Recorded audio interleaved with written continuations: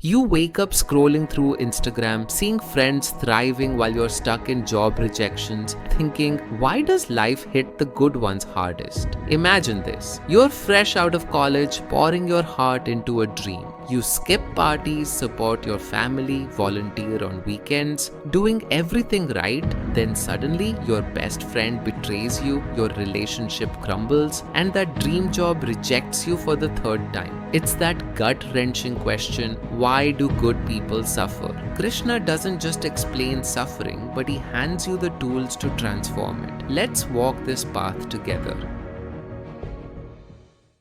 Picture Riya, a 28-year-old teacher in Delhi, always putting others first, supporting her aging parents. But life throws curveballs, a sudden health issue, financial strain from loans, and the sting of comparison as her cousins flaunt luxury vacations. Or think of Aryan in Bangalore, acing exams, avoiding the party scene, yet facing betrayal from a close friend who ghosts him after borrowing money. These aren't just stories, they're the daily battles every good person fights. Ghosting to heartbreak, career failures despite endless LinkedIn hustles, the weight of family expectations crushing your spirit. Psychologically, it's like a storm in your mind. Dopamine crashes from unmet expectations, anxiety spiking from what if I'm not enough? But the Gita sees this not as random cruelty, but as the battlefield of the soul, where suffering tests your core.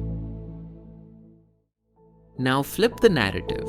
Picture the dusty plains of the battlefield, the air thick with tension, as Arjuna, the mighty warrior, stands in his chariot, bow slipping from his hands. He's overwhelmed, paralyzed by doubt and fear, staring at the opposing army filled with his own family, teachers, and friends. How can he fight this battle, he wonders. What's the point of it all? His heart is torn between duty and emotion. This is Arjuna's condition on the battlefield, a mirror to your own chaos when life feels like an impossible war. Krishna, his charioteer and guide, steps in, speaking directly to him. And now to you, right in your moment of doubt. He says, this pain isn't punishment, it's the echo of unseen actions, a call to rise. Let's turn to his words in chapter 2, verse 14.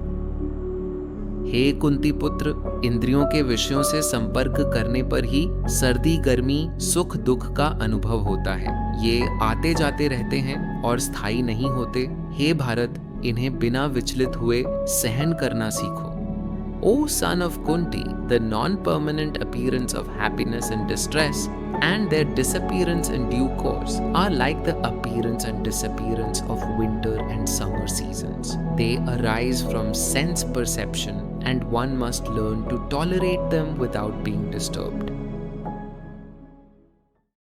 Now let's uncover karma's deep tie to your pain. You've heard the word karma 1,000 times, right? But have you ever thought your life today, whatever it is, you wrote it yourself?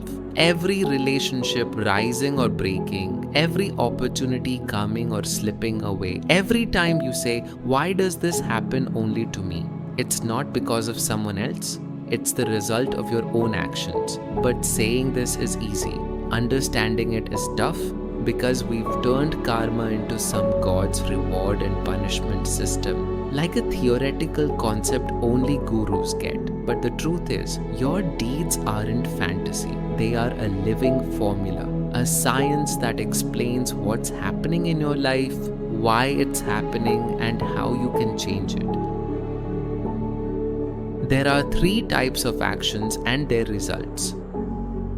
First are the stored up deeds from your past or present life that haven't yet shown their effects, like a bank of good and bad waiting for the right moment to unfold. Second are those past deeds now ripening in this life. You can't change these, so you have to experience them, like being born into wealth or poverty, good health or sickness, but your good choices today can reduce their impact.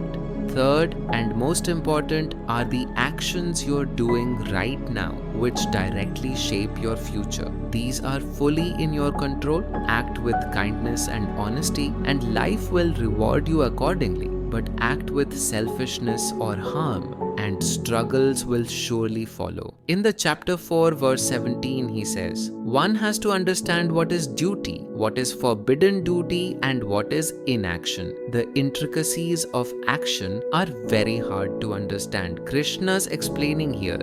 Rightful actions are like honesty and helping. Wrongful ones are like lying or harming. And pure actions done purely for the divine, without attachment, free you from bondage. To maintain good results, focus on desireless actions in daily life, like helping without seeking praise, forgiving without holding grudges, or working hard without obsessing over promotions. This breaks the cycle of suffering. Psychologically, it's like resetting your mind's algorithm from greed to gratitude, reducing anxiety, and inviting peace. Remember, harmful deeds from unchecked desires like jealousy or shortcuts echo as betrayal or loss. But building good results through righteous duty shields you from heavier blows.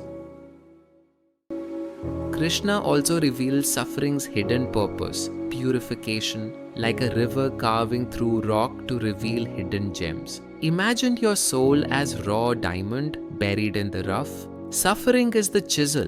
Painful strikes from job rejections or family pressure shape you, polishing away ego and illusions. Without it, you'd stay dull, unrefined. Now, hear Krishna's direct saying in chapter 2, verse 47, you have a right to perform your prescribed duty, but you are not entitled to the fruits of action. Never consider yourself the cause of the results of your activities, and never be attached to not doing your duty.